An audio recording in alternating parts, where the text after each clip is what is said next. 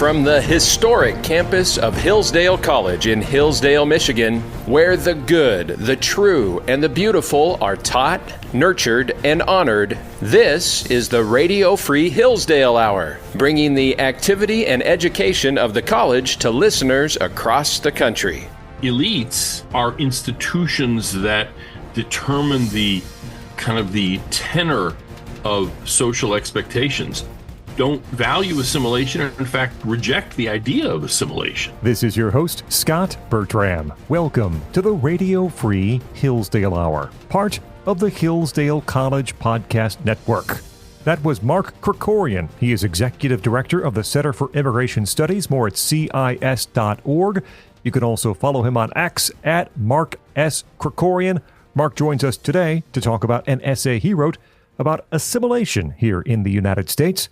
Mark, thanks so much for joining us. Glad to be here. Talking today about an essay you wrote over at The American Mind. People can find it at Americanmind.org. The Americanization challenge is real. So you argue in this piece that America's problem isn't so much immigrants failing to assimilate, perhaps, but that America itself has stopped insisting on assimilation. Can you explain what you mean by that distinction and why is it the core issue? Because my basic point is that immigrants, while different in a lot of ways from the past, really aren't fundamentally different. What's different is us. And as far as assimilation goes, there are two things that in modern America make assimilation more complicated. The first is a good part of the modern world, which is transportation and communications are much easier and cheaper than ever before. Mm-hmm. A century ago, you couldn't hop on a plane and go to your, cousin's wedding in Palermo for a 4-day weekend and then come back to work. Nothing like that was possible. You couldn't FaceTime or whatever with your relatives back home. When you left, you left. Now, some people turned around and came back because they failed here or whatever. But the fact is you couldn't live in two countries at the same time, in effect. Well, now you kind of can.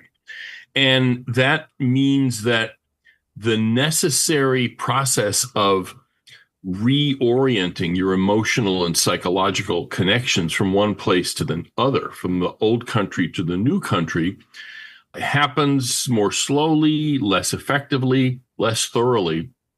And that's a real problem. The other problem is the kind of thing that, the American mind focuses on more, and it's an important negative element of the modern world. And that is that our leadership institutions, our assimilating institutions, including the government, but also schools, media, business, religion, you name it, no longer value or insist on assimilation because you kind of have to have a broad social expectation of, when in Rome, do as the Romans do, or when in America, do as the Americans do. Our elites, and I don't mean that because they all went to Harvard or Yale. I mean just our institutions that determine the the tenor of social expectations don't value assimilation, and in fact reject the idea of assimilation. This is multiculturalism, wokeism. It's expressed itself in a whole bunch of different ways. But just as one quick example, my mother is the daughter of immigrants and grew up outside Boston in the 30s and 40s. And she went to school, and the school taught her that, George Washington was the father of our country, and they memorized the Gettysburg Address and sang Hail Columbia. They're not doing that in the LA Unified School District, that's for sure. Mm-hmm. And it's not the immigrants who are insisting on it. It's us. And until we get our house in order, it's just indefensible to be letting in 1 million plus newcomers every year who have to be Americanized. You describe in this piece assimilation as an organic process that can take some time. How should we define successful assimilation? What does it look like in practice? The first parts of it are superficial, and it's what everybody kind of sees. In other words, you learn English, you get a job, and you drive on the right side of the road. Basic stuff. And that's important, but that's sort of the top of the iceberg. You know what I mean? The more profound aspect of assimilation is that you and, maybe this is the kind of thing that doesn't happen till your kids, as an immigrant, come to identify America as us. In other words, that you have become adopted by America, and you have in turn adopted America. This is why the naturalization oath, the citizenship oath, says, you renounce all other loyalties and allegiances. And in a kind of, the way to think about that is, if you're, say, the kid of an immigrant, and you're reading in history class, assuming they even teach this anymore, about the War of 1812, for instance. Mm-hmm. Is that us? In other words, do you say, oh, we fought the British in 1812? Or is that all those, dead, white men were involved in this war that has nothing to do with me? The first is assimilation. The second is a sign that you're not assimilated, even if you speak English without an accent and have U.S. citizenship and what have you. And so that's the kind of thing. I mean, John Fonte, who's a scholar at the Hudson Institute and actually wrote another one of these American Mind essays, refers to it as patriotic assimilation. In other words, you come to see yourself as a member of the American people, even if you eat, I don't know, whatever, rice pilaf with your turkey at Thanksgiving or whatever, who cares? But you emotionally identify as an American. That's what successful assimilation is.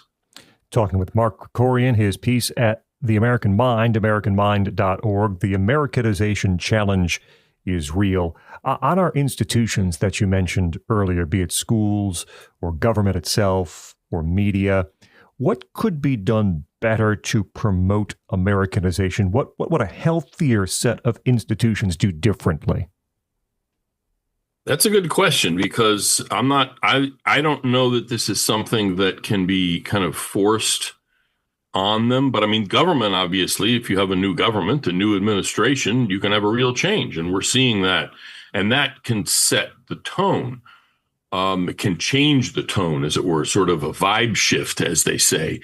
And we're seeing that. And there's a lot of things the government can do. It's not so much passing laws, although maybe there's some of that too. But look at what the administration is doing with the Smithsonian, trying to de-wokeify it so that it doesn't lie about American history or hide things that were bad in the past. But the general approach of it is celebratory, that this is a great thing that our ancestors and our predecessors did. Mm-hmm. There is, I think actually there is some legislative things that could be done. For instance, dual citizenship is, even though it's not like officially recognized in the law, it kind of is. Mm-hmm. And that needs to end.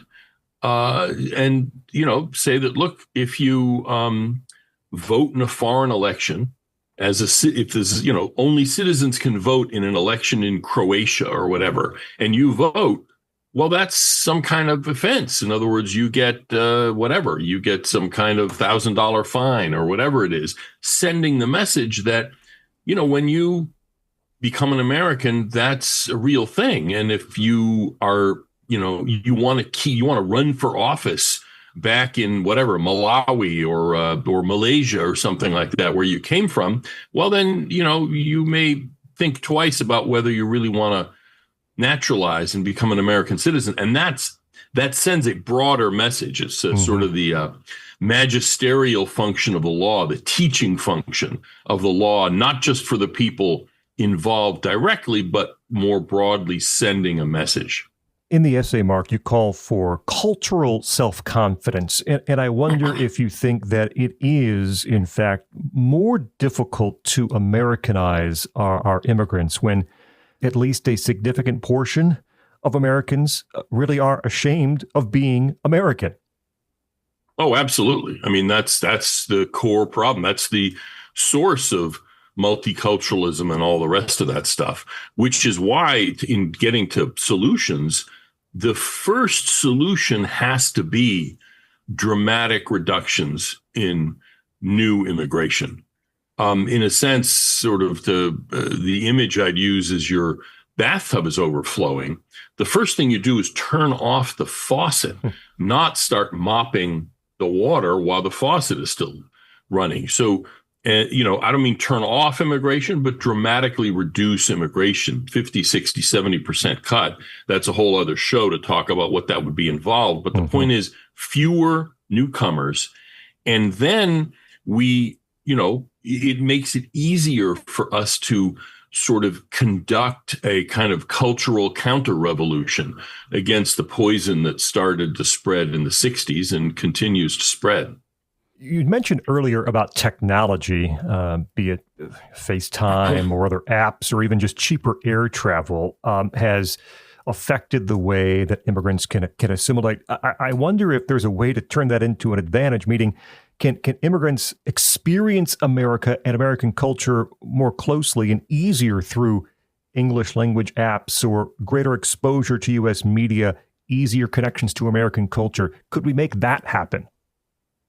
Well, that does happen anyway. I mean, some of it. In fact, people, I'd have to say, immigrants probably coming here, in other words, new arrivals probably know more about America and American life when they get here than people did 100 or 200 years ago, because they watch all our movies and all. I mean, it's just look at the effect of this assassination of Charlie Kirk. I saw stories that people in Zimbabwe were talking about it. Nobody in Zimbabwe was talking about the assassination of President, Garfield, because nobody knew about it. So, yes, technology can help in the sense of making it easier to acquire English if you want to acquire English, but I don't think that's really an advantage. And in fact, in a sense, the familiarity with American life that foreigners all over the world have creates this kind of perverse sense that they also own American culture. In other words, that it's not something that is ours, it's something that's theirs, the foreigners who don't even come here, that it's theirs too. And so I think that that's also a kind of a problem. We've seen through time, through our history, that immigrant groups have clung to enclaves and their own languages, be it Italians or the Irish or Polish.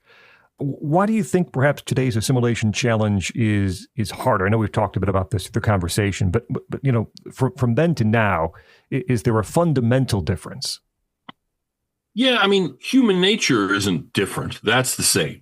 And, newcomers people coming to a new country are going to want to stick together. I mean, it's just a natural thing because they're going to want to be able to, speak the language that they grew up with and, have access to the foods and the sounds and the smells and the tastes and everything of what they're familiar with. So immigrant communities are perfectly natural outcomes of human nature. That's not a problem. The problem is twofold, the thing we've been talking about in the sense that the non-American culture is, glorified and valorized and prioritized by us over American culture. But as a practical matter, numbers matter. Germans were for a long time of almost a kind of parallel society within the United States. People don't remember that anymore. When numbers decline dramatically, the kind of the digestion process, if you will, was able to take place. Same thing with Italians. Mm-hmm. The mafia was able to exist. I mean, it still exists, but it's not anything like it was because it had these incubator communities of people who were suspicious of the outside world, stuck together. And within that kind of environment, organized crime of any kind, actually, any ethnic organized crime is able to exist. Once numbers slow down, new arrivals stop coming in the same numbers, the process of of digestion and spreading out and the transformation of ethnic communities from ghettos to like tourist attractions is able to take place. But cutting numbers has to be the first thing. Mark, do you see or are there examples of particular immigrant groups today or communities today that are still doing assimilation well? And if so, what kind of lessons can we learn? Well, I mean, I don't know. It doesn't make sense to deny the fact that while most of the difference is in us, the place the immigrants are coming to, some of the difference is in immigrants. I mean, Muslim immigrants have, if you will, a larger cultural distance, a cultural gap to cross to become Americanized than Christian immigrants. It's just true. So, Filipinos compared to, Pakistanis have an easier time of accommodating themselves to what is, culturally speaking, a Christian country. So that's a real thing. And the other difference is big versus small groups. Relatively small, especially relatively skilled or successful immigrant groups are going to be able to assimilate more easily. There's no question about that. But size, I think, of the immigrant group matters almost more than the particular characteristics of the group itself. Mark Krikorian is Executive Director of the Center for Immigration Studies. You can find more at CIS.org. Also on X at Mark S. Krikorian, and his piece at The American Mind, The Americanization Challenge is Real, can be found at AmericanMind.org.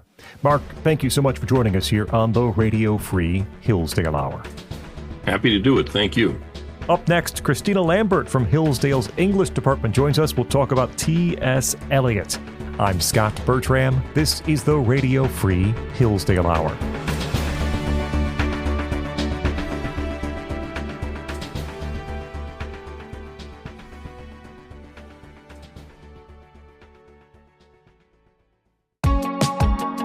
This show is a part of the Hillsdale College Podcast Network. If you like what you hear, please subscribe to your favorite. You'll get brand new episodes of all your favorite shows sent right to your device, and you'll help us know that you're out there listening. Never miss another episode by going to podcast.hillsdale.edu/subscribe. That's podcast.hillsdale.edu/subscribe.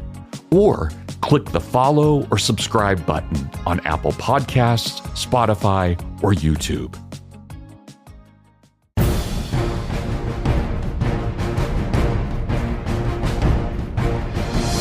Welcome back to the Radio Free Hillsdale Hour. I'm Scot Bertram.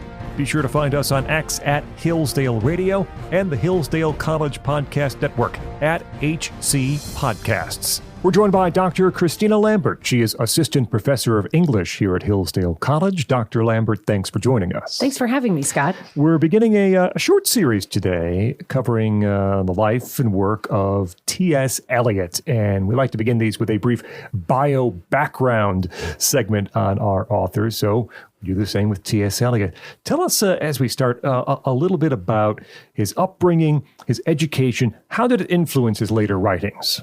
Great. So as an Americanist, I'm always glad to inform people that T.S. Eliot was born in St. Louis, Missouri, not in England, in 1988. His father's hydraulic brick company helped build the city. We see this in his poem Gerontian. His mother's women's society there in St. Louis implemented social reforms. We see these women drinking tea and reforming in Proof Rock. The Mississippi that runs through St. Louis, that river, comes into play in Dry Salvages later in his work.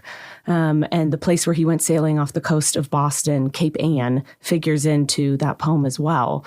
And so although T.S. Eliot becomes a British citizen in 1927, he says that it's the American landscapes that remain largest in his poetic imagination. He attends Harvard for undergraduate. He's a mediocre student, kind of famously. Good news. He studies there also for a PhD in philosophy. And it's really his work at Harvard that gives him his extensive knowledge of ancient languages, his interest in anthropology, and also, all the information he has about ritual and myth that plays so largely into his work. He studies abroad in Paris and at Oxford, and he's collecting all these images that are going to show up later in his poetry. But then, of course, he lives primarily in London for the majority of his life. He loves the beautiful Christopher Wren churches that pepper the landscape in London, even before he becomes an Anglican. And he loves the culture of London. So he loves attending the theater, the ballet, the comedy and music halls. A little known about Eliot is that he loves pop culture, and all of these different scenes and images and landscapes are going to factor into his poetry and plays. We'll talk deeper about this aspect as we continue our conversations, but religious imagery, what role does religious imagery play in his poetry? How does it evolve over time? Great. So religious imagery just permeates the work of T.S. Eliot, both before he joins the Anglican Church and later. He's born into a Unitarian household, and he's never fully satisfied with how this faith tradition answers the question, particularly of suffering. The work of Dante actually plays a really formative role in Eliot's religious imagery, and over a decade before he becomes Anglo-Catholic, as he describes it, he acquires a copy of Dante's Divine Comedy. He actually teaches himself to read Italian while reading the Commedia, which is a little daunting. And he includes lines from the comedy throughout so many of his major poems and many of his essays. But he's most struck by this image in Canto 26 of Purgatorio of Arno Daniel, who speaks to the pilgrim Dante of his sins, and then he returns to the fire that's this purgative fire in the text. In a 1929 essay on Dante, Eliot translates this particular line and he capitalizes it in the essay. And he translates the line as, "Then dived he back into the fire, which refines them." And if you actually look at a translation of the text, it's actually "then he hid him in the fire that refines him." Eliot's imagination is so captured by this idea that there could be a form of suffering that's purgative and for you and good for your sanctification, that he really just holds on to this image, even in how he translates it, right? You could dive back into this suffering. So Dante becomes this companion and conversation partner throughout his poetry. And then, of course, in 1927, he joins the Church of England, describes himself as Anglo-Catholic. He loves the liturgy of the high masses that he attends in London and remains attending those churches throughout his life. We've danced around this a little bit, but what is Eliot best known for? How might our listeners have encountered his works? Sure. So the love song of J. Alfred Prufrock, that famous man who wonders if he can dare to eat a peach or wear his trousers rolled. It's really the poem that launches Eliot's career. It's published in 1915. The Wasteland in 1922, another one of his most famous works. We normally folks have heard of the four quartets. So if the Wasteland's around the First World War, four quartets is around the Second World War in terms of timing. And then a lot of people have heard actually of Murder in the Cathedral, this 1935 play about the martyrdom of Thomas Becket. Talking with Dr. Christina Lambert from our English department here at Hillsdale College as we introduce you to T.S. Eliot. How does Eliot's poetry reflect some of the modernist experimentation with language and with form?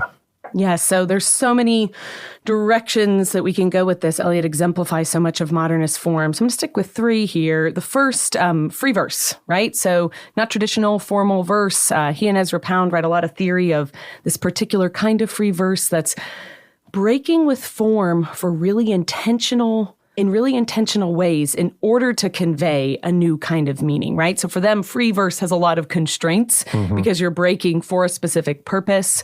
We also see in Eliot's work this fragmentation that's so famous in modernism. You might think of the novels of Virginia Woolf. He's famous for these quick breaks from one image to another, leaving the reader to parse out the logic of how his poetic images go together. And Eliot really believes that this difficulty is a part of the experience of poetry, and this fragmentation is really important to him and other modernists.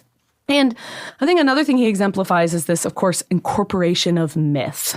We see this in the poet H.D., Ezra Pound, the novelist James Joyce, and so many others. And Eliot comes up with the term, the mythical method, right? This phrase, he says, it's simply a way of controlling, of ordering, of giving a shape and a significance to the immense panorama of futility and anarchy, which is contemporary history. Those are Eliot's words. And he says, instead of a narrative method, we now have a mythical method that gives an ordering structure to poetry. Eliot often depicts urban landscapes as bleak and alienating. You grew up in St. Louis. He chose to live in London. So why? Why does he do that? Great question. So famously, in Part 3 of The Wasteland, we find a typist home at tea in a dingy apartment laying out food in tins. This is this new technology after the First World War. We have canned food. And Eliot is commentating on how the industrialization of everyday life hurts individuals, from the violent sexual encounter about to happen to this typist to the food that she eats. Eliot's trying to say something like, we eat like machines, we have relationships like we're machines, this permeates everyday life. In the 1930s and 40s, he was very involved with the British organicist movement, who was invested in the health of the soil, agrarian lifestyles, healthy food. They're critiquing these unhealthy rhythms of life that cities seem to perpetuate. It's really something that links Eliot to our own time in a significant way. But for all this, Eliot never leaves London. He loves the landscapes of these cities, and I think it's important in two ways.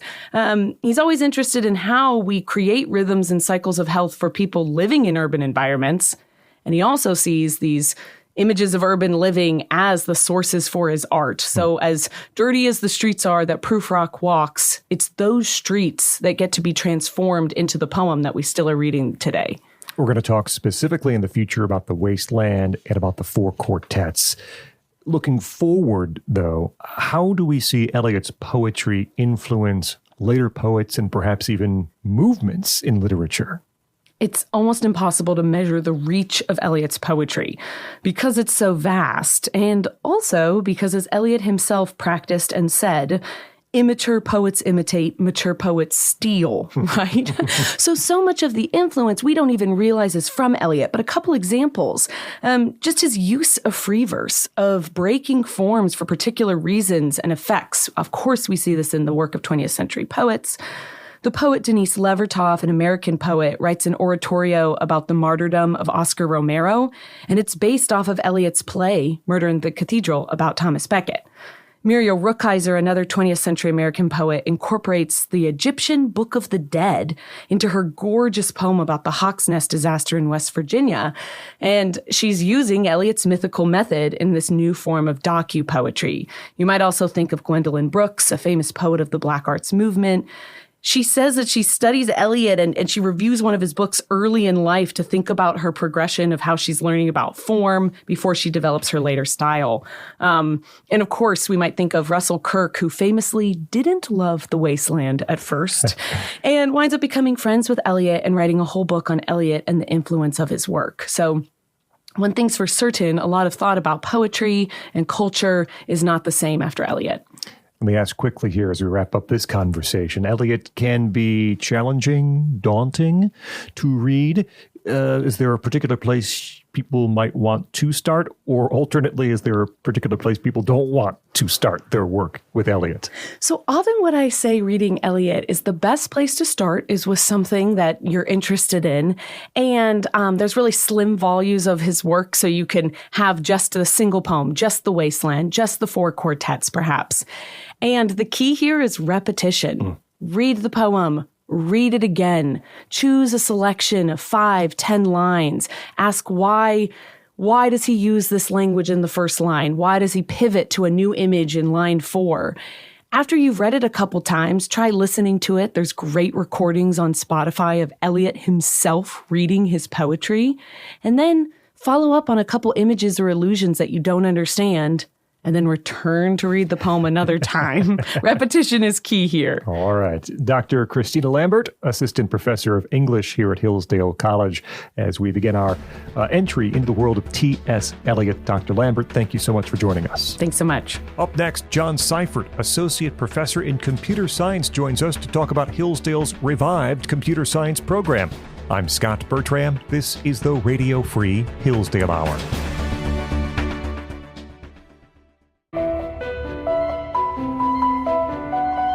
Hello, this is Jeremiah Regan, and I have some great news. We've brought Hillsdale's incredibly popular free online courses to the Hillsdale College Podcast Network. The Hillsdale College Online Courses Podcast brings you our online courses in their entirety, with courses ranging from ancient history and biblical epics to foundational political principles and the future of American citizenship.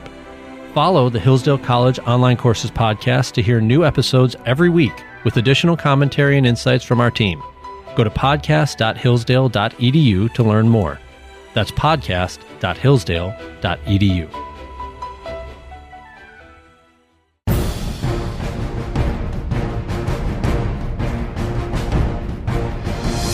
Welcome back to the Radio Free Hillsdale Hour. I'm Scot Bertram. Be sure to check out the Hillsdale College Podcast Network. You can do so at podcast.hillsdale.edu and find our episodes wherever you get your audio. There you'll discover older editions of this program, plus other great Hillsdale College shows like The Larry Arnn Show, Hillsdale Dialogues, Imprimis, the Hillsdale College K-12 Classical Education Podcast, and the Hillsdale College Online Courses Podcast, where you can take our online courses wherever you might go. Find more at podcast.hillsdale.edu or wherever you get your audio, including YouTube. We're joined by Dr. John Seiffertt. He is Associate Professor of Computer Science at Hillsdale College. Dr. Seiffertt, thanks for joining us. Thanks for inviting me. Appreciate it. We talked today about computer science here at Hillsdale College. You've described the computer as a canvas for creation. How does that perspective perhaps influence your approach to teaching computer science programming here at Hillsdale? I'd like students in the intro class to look at it almost as a fine art, where what they're doing in the machine is creating something. They're able to actually go in there like a artist on a canvas, and what they come out with is their own creation. Are there a few examples where perhaps you've seen a student's creativity play a key role in coding or in their work? Yeah, one of the things about giving more open-ended assignments is some of the students will really get into it and add features to it. Mm-hmm. We'll be programming an interactive game, and one student will just take it in wild directions that really fulfills them creatively. And so it's a joy to see all that. And that's really what the introduction to the discipline is at Hillsdale College, is what I want people to see, that what computation is, what this business is all about is creating things and finding joy in it. What's the argument for the inclusion of computer science within a liberal arts curriculum like the one we have here at Hillsdale? Yeah, there's a sense that computer science is this remote technical discipline that you only enter if you want to be a software engineer. But it's more like a fine art or writing, where you're going to draw and you're going to write, not only if you want to be a professional artist or a professional novelist. You're going to do these things as an expression of who you are as a person. So on the creating side, there's that argument. Also, when we get to more of the science of the discipline, it really is part of the intellectual language of our age. And as we want to have a wide view of what a person is and what reality is, these kinds of deep questions, these perennial questions that we encounter all throughout the curriculum here at Hillsdale, computer science, if you're answering these questions in the 21st century, computer science is helpful. Talking with Dr. John Seiffertt, Associate Professor of Computer Science here at Hillsdale College. You've been here for a couple of years now, and part of the mission is to rejuvenate the computer science program here at Hillsdale. What challenges have you faced? What opportunities have you been able to take advantage of during this time? I've been pleased by the interest in the students. There had not been computer science offerings for a number of years before I came. And there's a lot of students, not only in the science division, but across campus. I've had art majors as well as economics majors, as well as the mathematics majors take these classes for a variety of reasons. What are you hearing from some of the students who have taking courses inside the program. Any success stories, notable projects that we've seen come through so far? Yeah, in my student evaluations, I get comments like, this is the funnest class I've ever taken. For some of the students who get really into it because it is so creative, because it is so much about making a thing. And they don't necessarily see the essays they're writing in other classes in the same ilk. They can get really into it. Now, not every student. Some people take the intro course, and by midterm, they're kind of getting ready to bow out. This isn't for them. And that's fair and that's fine. But that's one of the things about a liberal arts education where we kind of encourage people to take a variety of courses and see what might be up their alley. I teach journalism here at the college, and it's a process where you start with nothing and end with something, right? And computer science is somewhat similar. You start from scratch during class sessions, write programs.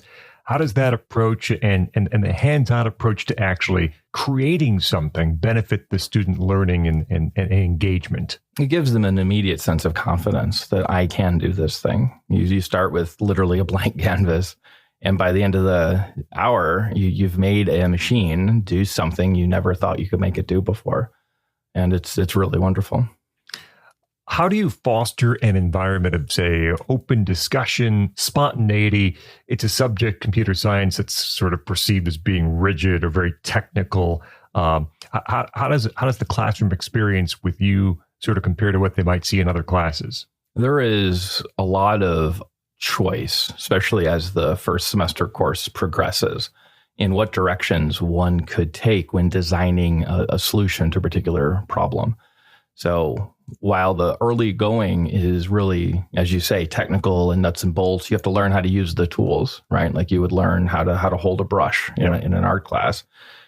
By the second half of the course, there's different paths to solving the same problem, and different student solutions will look radically different. And so it's really good to be able to talk about that, to talk about which choices were made and why, so that they can see a wider perspective and learn from each other as well. What was your path into computer science? What were you doing before you landed here in Hillsdale? I started programming when I was 12 years old because we had video games were starting to be a thing, and my friends loved the video games. I was more interested in how they worked, so I would gravitate to programming. I was at a place out east called Providence College before I came here, working on computer science there. I'm originally from Missouri, and I've taught at several institutions there.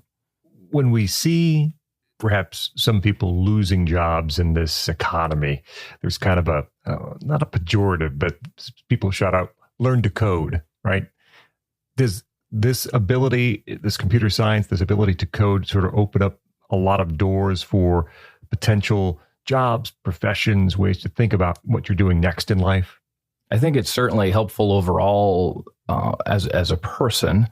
I think the marketability of the ability to code is something that waxes and wanes, like a lot of things.